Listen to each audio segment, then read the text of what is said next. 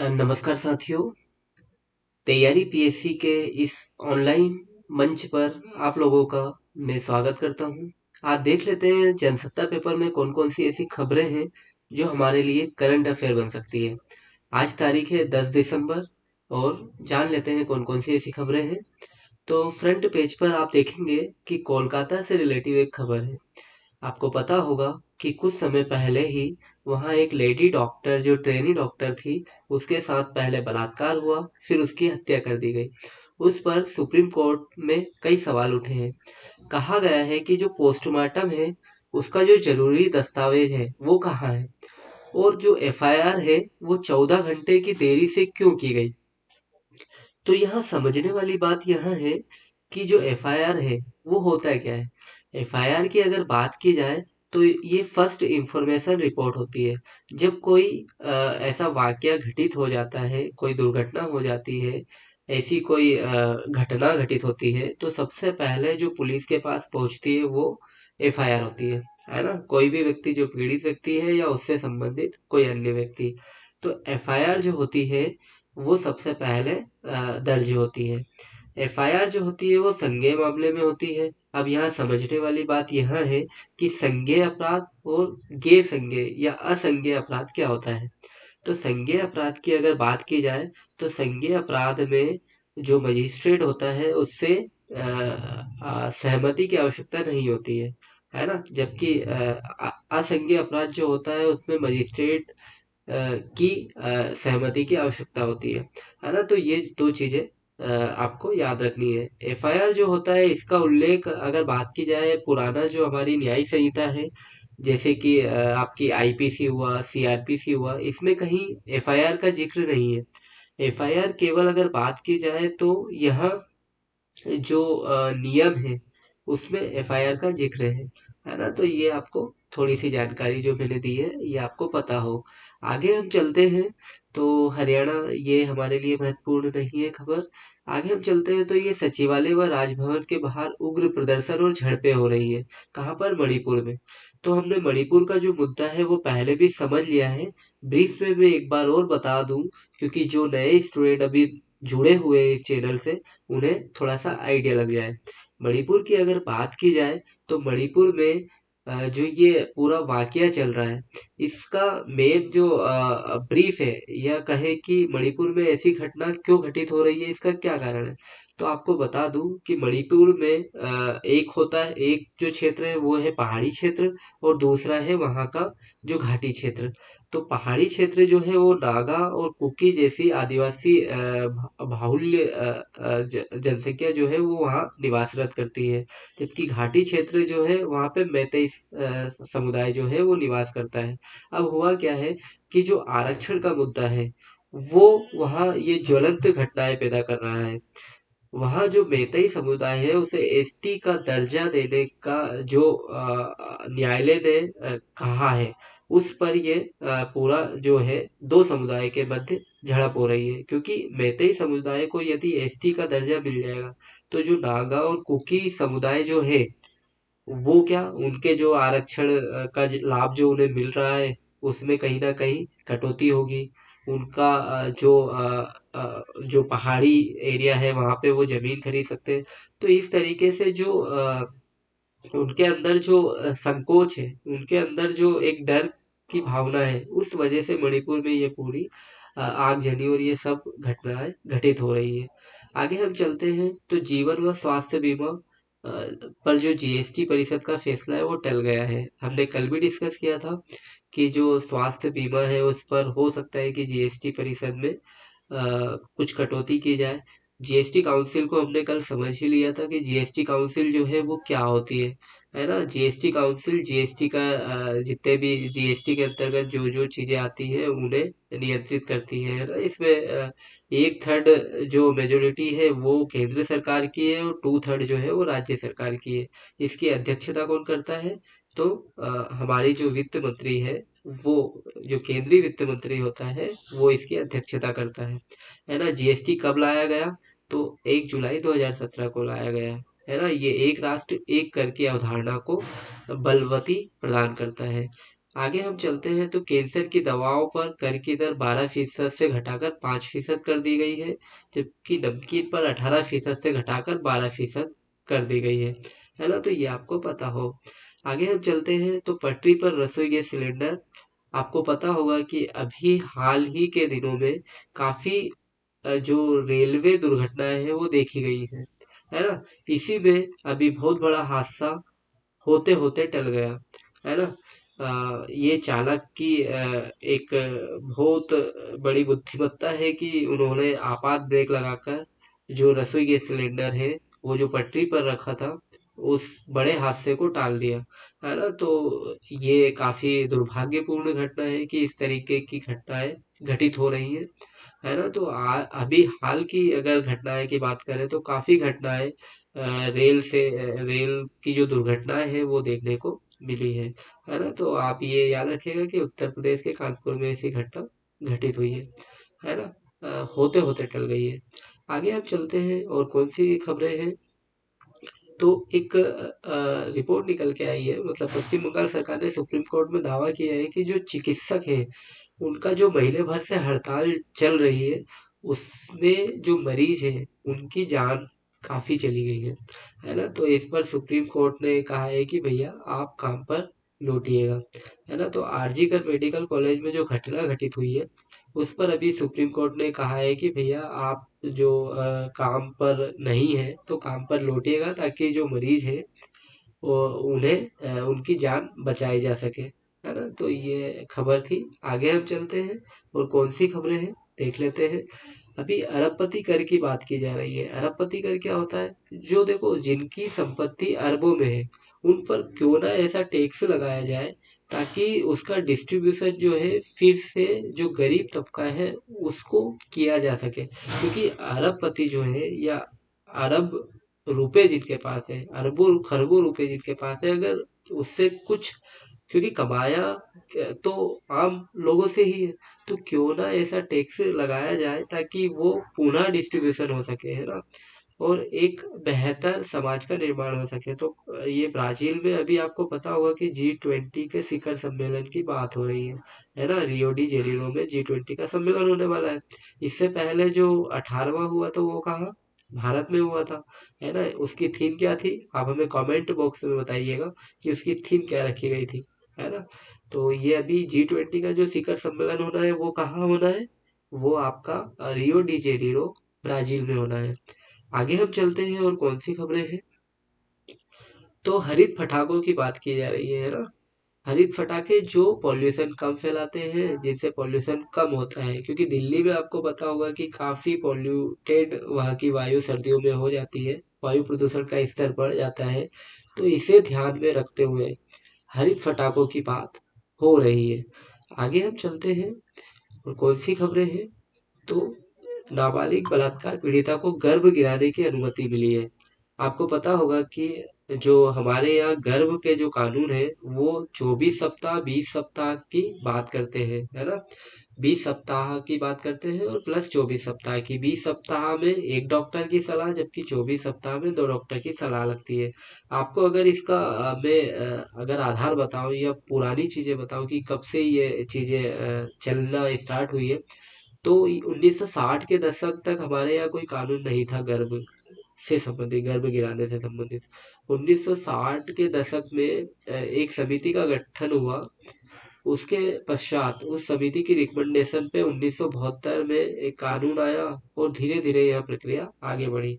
अभी अगर 2020-21 के आसपास एक नया कानून बना, तो उस कानून के तहत जो महिलाएं हैं उनको गर्भ गिराने, विशेष परिस्थितियों में गर्भ गिराने के लिए 20 सप्ताह और 24 सप्ताह का मोहलत दी गई है। पर अभी जो ये आपको बताए यहाँ पे जो खबर है वो दिल्ली हाई कोर्ट ने एक नाबालिग जो बलात्कार पीड़िता थी उसे 26 सप्ताह से अधिक के गर्भ को गिराने की मंजूरी दी है ना? तो ये आपको पता हो।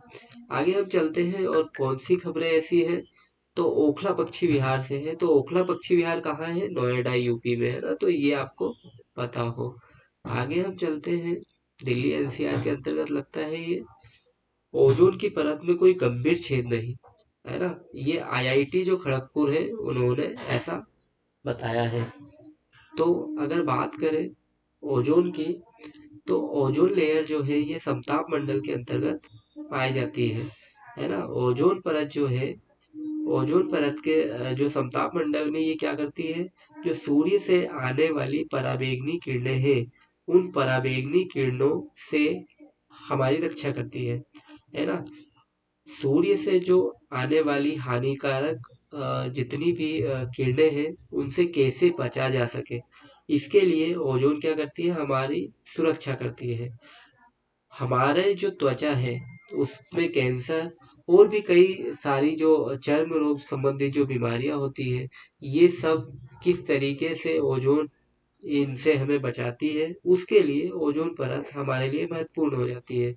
ओजोन में आपको पता होगा कि ओजोन में अभी छिद्र हो गया था, है ना। वो जो छिद्र है वो कहीं ना कहीं जो पराबैंगनी किरणें हैं, वो हमारे जो शरीर है या हमारा जो पूरा समाज है उसके लिए काफी घातक हो चुकी थी, है ना।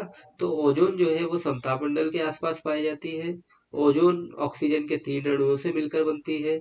ओजोन जो है वो क्या करती है, सूर्य से जो हानिकारक पराबैंगनी किरणें हैं उनसे हमारी सुरक्षा करती है ना। तो ये सब आपको पता हो।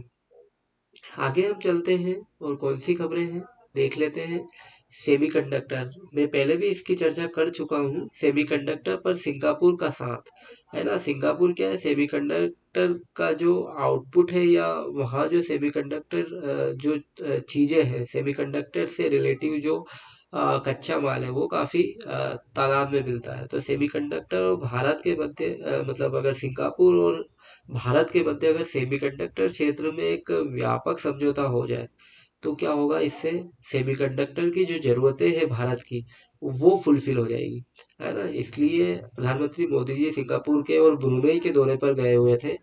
तो सिंगापुर का जो दौरा है उसके कई मायने निकल के आ रहे हैं, है ना। देखो, सेमीकंडक्टर का प्रयोग आज की जनरेशन में हर नई तकनीक जो भी है उसमें सेमीकंडक्टर का प्रयोग हो रहा है। वो चाहे मोबाइल फोन हो, अंतरिक्ष में जाते यान हो, कीबोर्ड हो या कोई भी इलेक्ट्रॉनिक उपकरण हो, सेमीकंडक्टर चिप के इस्तेमाल के बिना वहाँ कोई मायने नहीं रखता, है ना। तो जो सिंगापुर है वो हमारे लिए सेमीकंडक्टर आयात के लिए एक महत्वपूर्ण हो जाता है ना। अभी अगर बात करें तो सेमीकंडक्टर क्षेत्र में जो है अमेरिका चीन जो है उन दो का प्रभुत्व जमा हुआ है ना। सिंगापुर का अगर साथ हमें मिल जाए तो हो सकता है कि सेमीकंडक्टर के क्षेत्र में हम काफी प्रगति कर लें। सिंगापुर की अगर देश की बात की जाए तो जीडीपी में जो सिंगापुर की जीडीपी है उसमें सेमीकंडक्टर सेक्टर का जो योगदान है वो 8% के आसपास है ना। और वैश्विक स्तर पर सिंगापुर का सेमीकंडक्टर आउटपुट जो है वो 10% है, जबकि सेमीकंडक्टर उपकरण के उत्पादन में 20% का योगदान सिंगापुर करता है ना। तो ये हमारे लिए महत्वपूर्ण हो जाता है। आगे हम चलते हैं तो ऊर्जा क्षेत्र में आपको पता होगा कि जो संयुक्त अरब अमीरात है और भारत है, इनके मध्य अभी 4 समझौते हो हुए हैं। आपको एक चीज और मैं बता दूं कि अबू धाबी के जो युवराज है शेख खालिद बिन मोहम्मद बिन जायद अल नहयान, उनके साथ वो अभी भारत की यात्रा पर आए हैं 2 दिवसीय। तो उनके साथ ऊर्जा क्षेत्र में 4 समझौते पर अभी हस्ताक्षर हुए हैं।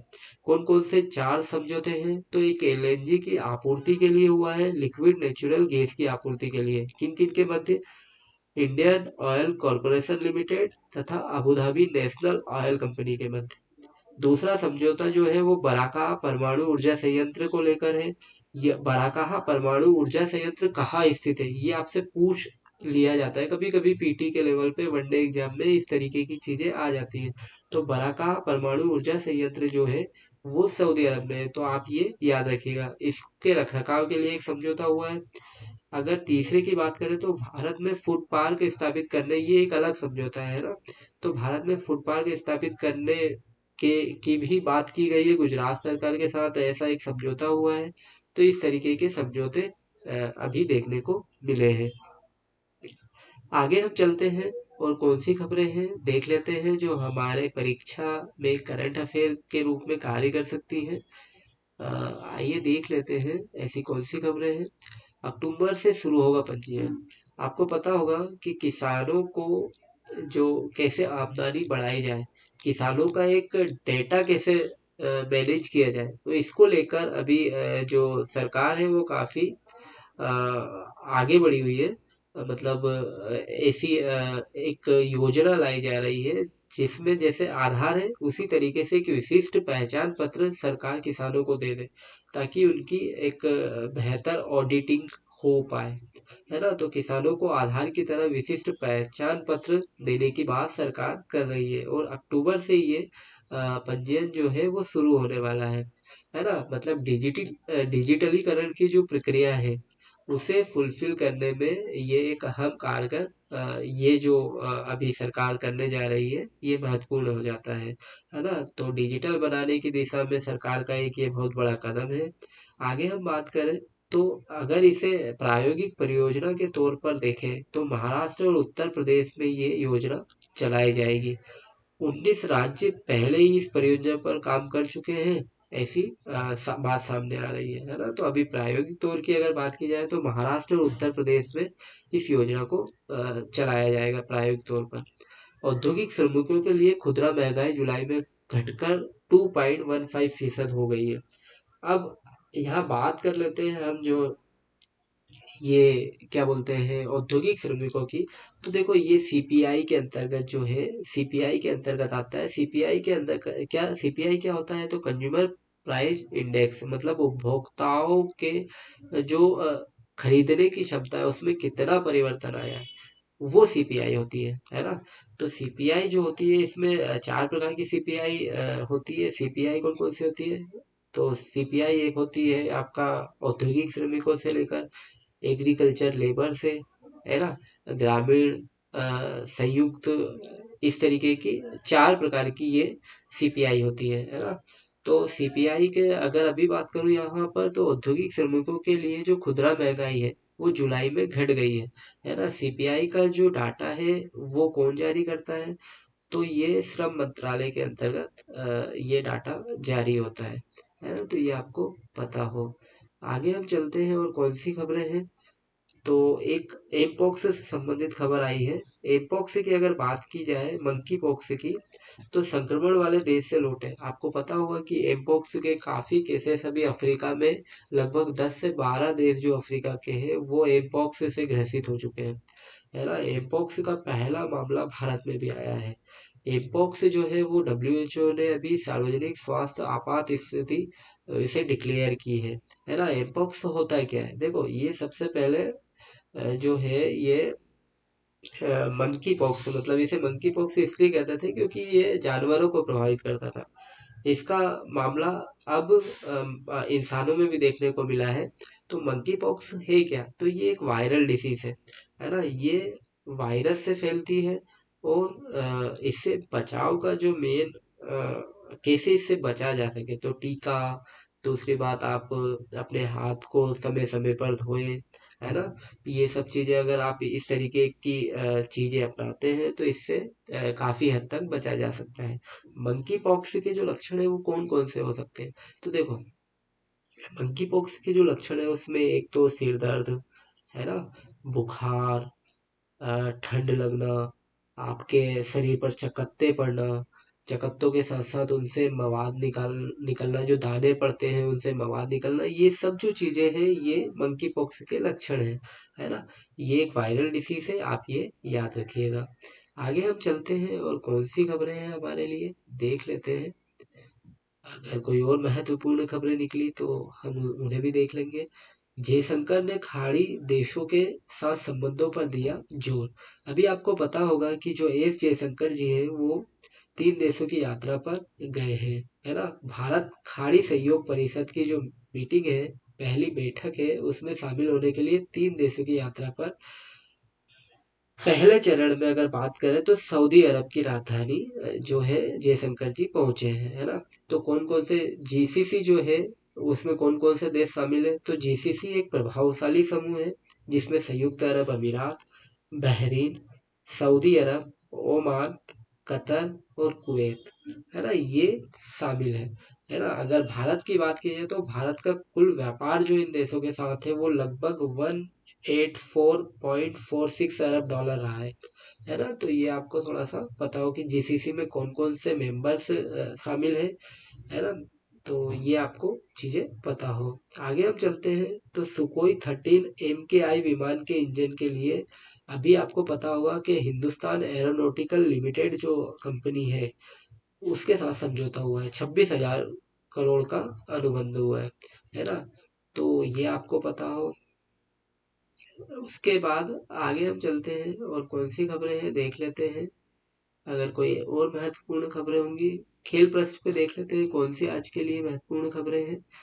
तो यानिक सिनर जो है, यानिक सिनर ने टेलर फ्रिट्ज को हराकर अमेरिकन ओपन का खिताब जीता। आपको पता होगा कि आर्याना सबालेंका ने जो अमेरिकन ओपन ग्रैंड स्लैम है वो जीत लिया है महिलाओं का, एकल महिला, है ना। उसके बाद में यानिक सिनर ने पुरुष का जो है वो खिताब जीत लिया है, यानिक सिनर ने अमेरिकन ओपन का। आपको ग्रैंड स्लैम चारों मैंने बता दिए थे कौन कौन से ग्रैंड स्लैम होते हैं। ऑस्ट्रेलियन ओपन होता है, फ्रेंच ओपन होता है, विंबलडन होता है और आपका जो लास्ट है अमेरिकन ओपन, है ना। ये भी मैंने बताया था आपको कि जो अमेरिकन ओपन होता है और ऑस्ट्रेलियन ओपन होता है ये हार्ड कोर्ट पे खेला जाता है।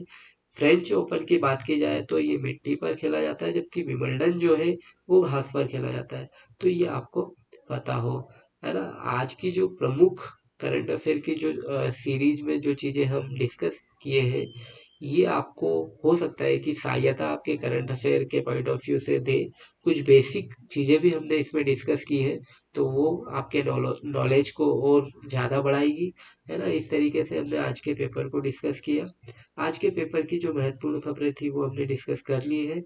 आशा है आप लोगों को ये खबर ठीक लगी होगी। अगर कोई ऐसी खबर छूट गई है या अगर कुछ इसमें गलती की है तो आप हमें कमेंट बॉक्स में ज़रूर बताइएगा ताकि हम उसमें और सुधार कर पाए। आज के लिए इतना ही। Thank you very much.